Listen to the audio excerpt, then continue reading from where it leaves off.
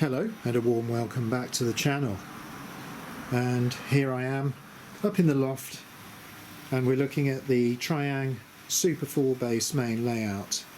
And before we get on with our little running session today, I'm just going to give you a little update on the loco storage yard and service area. There's a little bit more nickel plating of the old Super 4 track bin done. In fact, you can perhaps see some brighter sections in the double track loop there, start of the branch line and the actual yard. So the whole thing is moving along nicely. I can get my breakdown train along that back siding. Now even this little short siding is useful because a Ginty or Class 08 will fit there, ready on standby.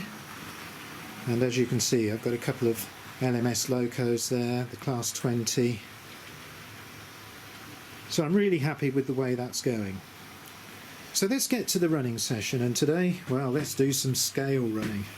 I'm always impressed with a lot of YouTubers scale running. Don't see many Triang scale running sessions, so I'm bringing you mine. And we're featuring the Class 35 today, the excellent Triang R.758 Hymek. Now watch this, just over that point, going over that diamond. How much slower is that than your normal Triang model? Look at it pulling that excellent rake of car transporters, and then we've got Freightliner wagons at the rear.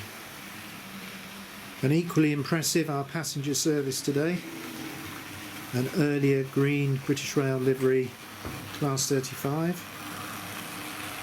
We've got the Triang Hornby converter wagon, and then some of the lovely old, very early 1960s Hornby 00 super detail coaches, a rake of 6 there.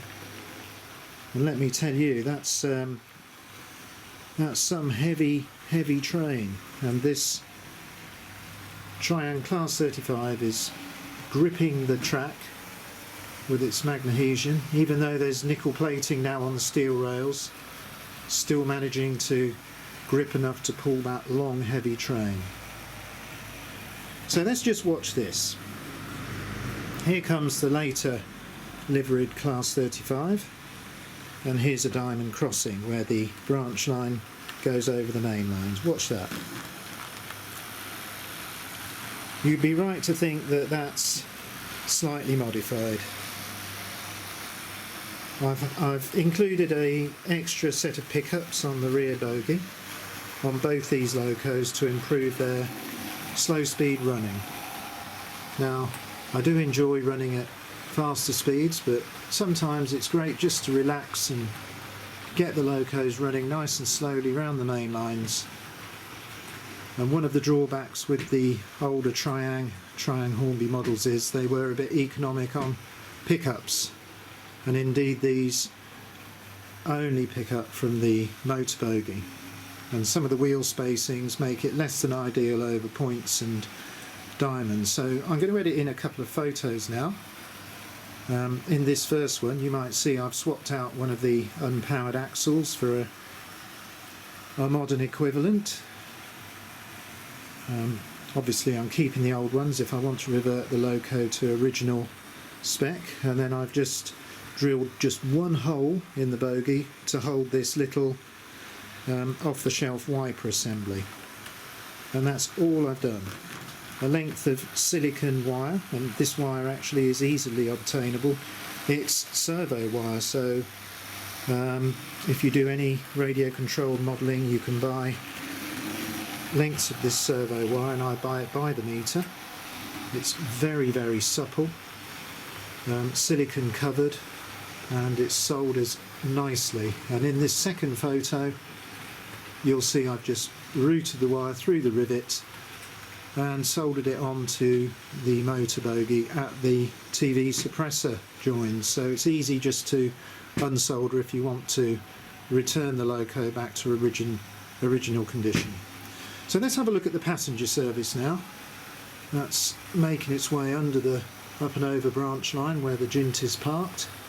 and it's just going to make its way through the station at the back, and then as it's on the downward main line we've got some third radius curves on the right hand side of the layout.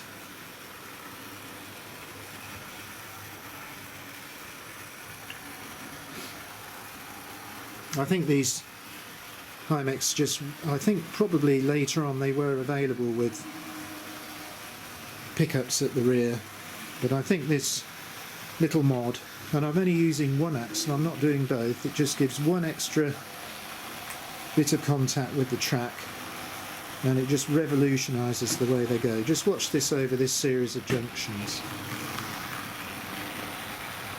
Lovely scale running. So we got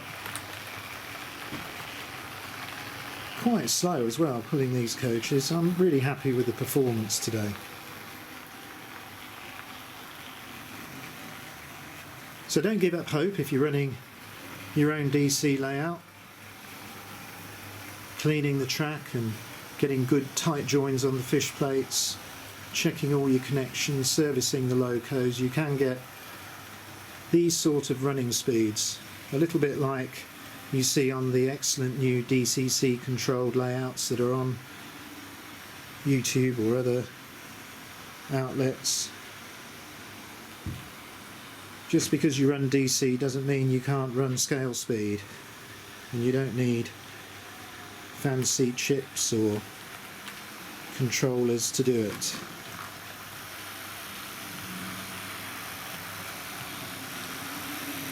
I'm hoping that we'll see a bit of a resurgence in the older side of the modelling, the DC side. I mean, if you're interested in music or records, they're making a great comeback, aren't they? Vinyl. So why shouldn't DC railway running make a comeback too? There's nothing wrong with the modern technology. I mean, it's great. All the features of the digital control. I mean, directional lighting, cab lighting, lighting in your coaches. Indeed, that's something I've been working on. I'll bring you in another video. I mean, back in the day of these locos, you'd be looking at just a grain of wheat bulb or a little bulb, a bit like in the front of your dock shunter or in some of the Mark II coaches, each of them drawing, I don't know, over 100 milliamps perhaps. The beauty of LEDs is they draw virtually no current. So I'm working on making a voltage regulated unit, probably, well, it's very small, size of a 1p piece, less. That means you can connect your LEDs to the variable current from the loco, from your normal controller, so you get a nice steady illumination. Doesn't matter where you set your controller, it's voltage regulated, so it stays constant, unlike the old lights in our locos years ago where you had to crank up the power and get it racing round before you could really see much. So this is another example of using newer technology with the older DC locos to get a bit more value, a bit more fun value out of the running. And I mean, it's always nice to run your locos in sort of simulated dark settings, hardly any illuminations, and watch them go around the track. So hopefully I'll be able to share with you how I'm going to bring that to my locos and rolling stock. And of course all these changes will be totally reversible.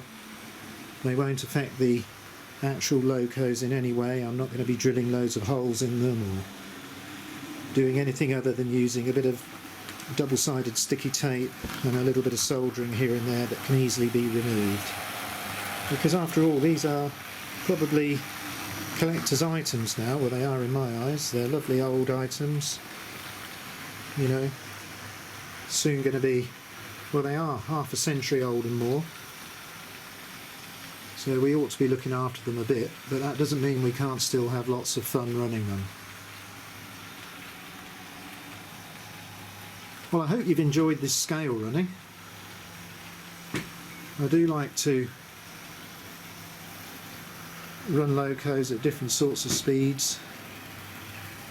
and seeing these old things going around the layout like this, and hopefully you'll have seen now they've been running for the best part of perhaps 10 minutes, totally unattended, no derailments, just maintaining a nice constant speed.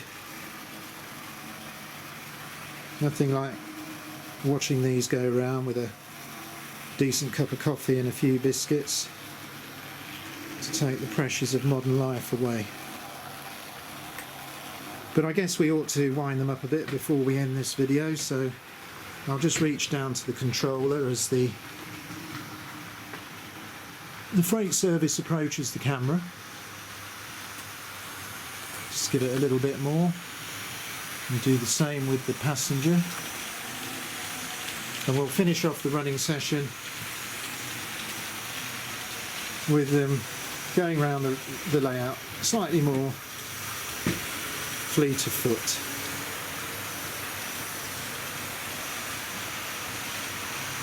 I'm impressed with how quiet the motor units are in these. I've been using the white grease on the gears, so that reduces the noise a bit. But I mean, it's really good to hear the rolling stock, all the wheels going over the joins and the junctions, not being drowned out by harsh motors. So there's the freight unit making its way around, and in a second the passenger will cross over with it and we'll follow that. Just going over this lot of diamonds. Look at that, those white window frames are absolutely fantastic. I know I've said it before, but a great feature of the model. Stand out a mile. Well, as these two Class 35s continue around the main lines, I hope you've enjoyed seeing them. And indeed, I hope that maybe on the next video we'll have a similar running session, two locos of the same class running on the main lines.